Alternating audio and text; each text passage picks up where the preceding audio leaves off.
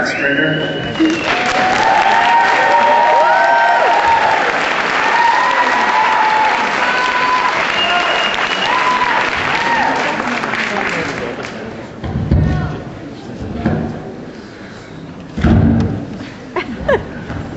That guy's a little taller than me. Back in February, many of us called attention to the fact that New York State officials had not heard from the people of New York City on hydraulic fracturing. We requested a formal hearing. Tonight we are having this hearing. I also called with many others for a longer review period beyond the original 60 days. And last week you announced an extension for public comment until the end of the year. I want to start out by saying this extension is not enough given the gravity of this issue.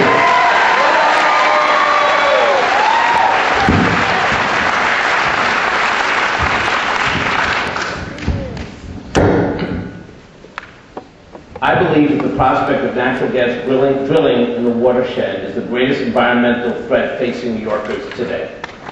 I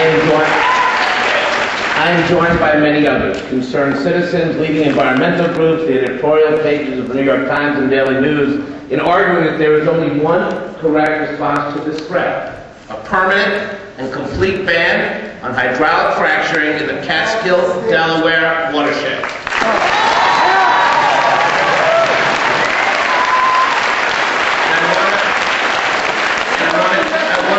I want to tell you why. Anything less than a ban will put at risk the health of New Yorkers and also their pocketbooks. The filtration system that will have to be built after our water is contaminated will cost between $10 billion and $30 billion to construct and $1 million a day to operate. None of this has to happen. It's avoidable.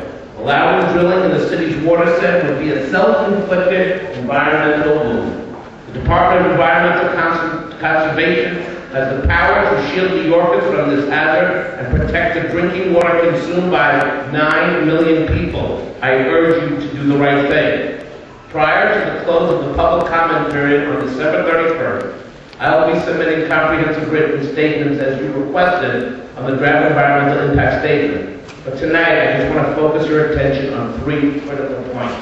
First, the recent announcement by Chesapeake Energy that the company will not use the leases it holds in the Catskill, Delaware watershed in no way eliminates the need for the state of New York to mandate a ban on drilling. Claims to the contrary are false. Yes, Chesapeake should be recognized for the steps it's taking, but let me be blunt. A press release is not a contract. The company's pledge is not legally binding. It's not permanent. It is not enough when 90% of our city's drinking water is at stake. Second, I respectfully disagree with the view of this agency that the mitigation measures proposed for the city's watershed are sufficient. I believe that the proposed safeguards are a recipe for disaster. It's a lobbyist dream. All the evidence we need can be found just 10 miles beyond our state's southern border in Pennsylvania. There, your counterparts in Pennsylvania's Department of Environmental Protection decided that, quote, mitigation measures were sufficient. And what has that approach yielded? Contaminated drinking water fouled by sludge, sediment, and brown bubbles. Believe it or not, in some of those homes you can light the tap water on fire. Just last week, the Pennsylvania DEC fined a natural gas company $120,000 for leaking thousands of gallons of toxic fluids into a fresh water stream. There is no doubt that Pennsylvania's future is filled with more pollution and more funds. Third, the state's failure to ban drilling in the watershed would jeopardize a massive investment already made by New York City.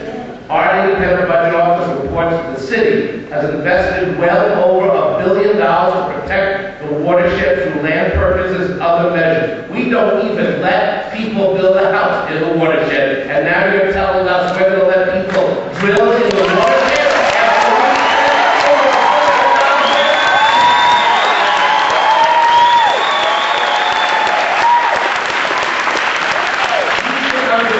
We also spend $100 million a year in property tax on that upstate land. The investment is prudent because it means the taxpayers avoid the billions of dollars it would cost, as the deputy mayor said, to build a filtration system.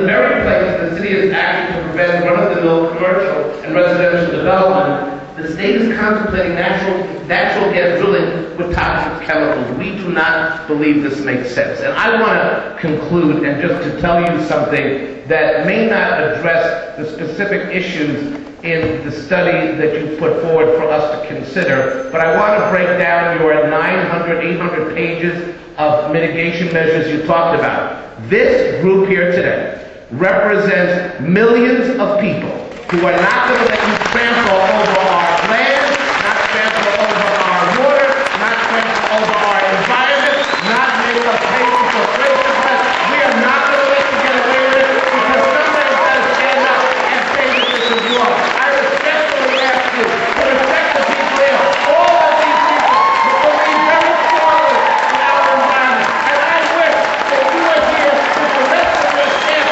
filling this tape so you can listen to what all of us have to say. This is the real New York City people of all different backgrounds. I ask you to respect us and respect our health. Thank you very much.